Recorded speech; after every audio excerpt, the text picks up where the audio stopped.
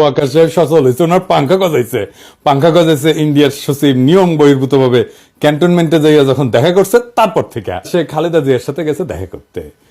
আমি যে প্রথম থেকে বলে আসতেছি যে এই ওয়াকার এটা ইন্ডিয়ান মাল, যখন বলেছি সিসির মতো একটা প্রো ইন্ডিয়ান সরকার বসাইতে চায়, তখন সবাই আরে রে রে করে উঠছিল।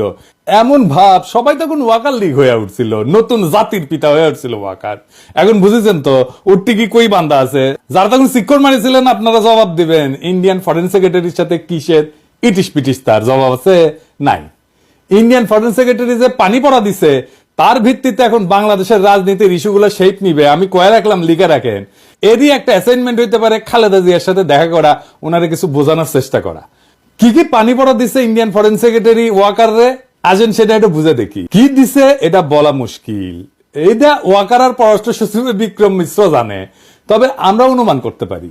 এক নাম্বার, নতুন কোন রাজনৈতিক শক্তি যেন উত্থিত না হয়, কারণ সেই নতুন রাজনৈতিক শক্তি হবে ইন্ডিয়া বিরোধী। দুই নাম্বার, আওয়ামী লীগকে যেন রাজনীতি করতে দেওয়া হয়। তিন নাম্বার, জামাতকে যেন কোনো স্পেস না দেওয়া হয়। চার নাম্বার, এইসব কিছুর জন্য যেন 72-এর সংবিধান সমুন্নত থাকে। 5 নাম্বার, নির্বাচন যেন দ্রুত হয়। নির্বাচন দ্রুত না হইলে বিএনপির খবর আছে, ধানের শিশার কেউ চিনবে না, চিনবে নাকি টেম্পু স্ট্যান্ড।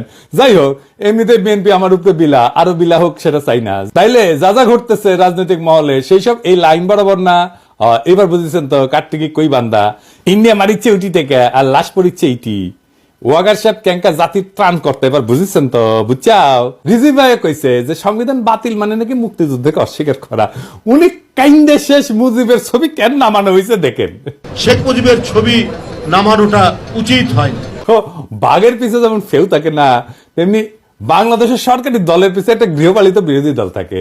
এটা এরশাদ শুরু করেছিল, এরশাদের ছিল আসাম রব, হাসিনার ছিল জাতীয় পার্টি, আর ক্ষমতায় যাইতে না যাইতে গৃহপালিত বিরোধী দল ইলেক্ট করে ফেলছে ওই বিএনপি, নূর সাকি এদেরকে দিয়া। এদের নমিনেশন আগে কনফার্ম করেছে, দেখেন নিজের দলের নমিনেশনের খবর নাই, ওই জোট সঙ্গীর নমিনেশন কনফার্ম করেছে 6 নেতার। তো এই গৃহপালিত বিরোধী দলের এক নেতা নূর অলরেডি আওয়াজ দিতেছে তারা 72-এর সংবিধান বাতিল চায় না।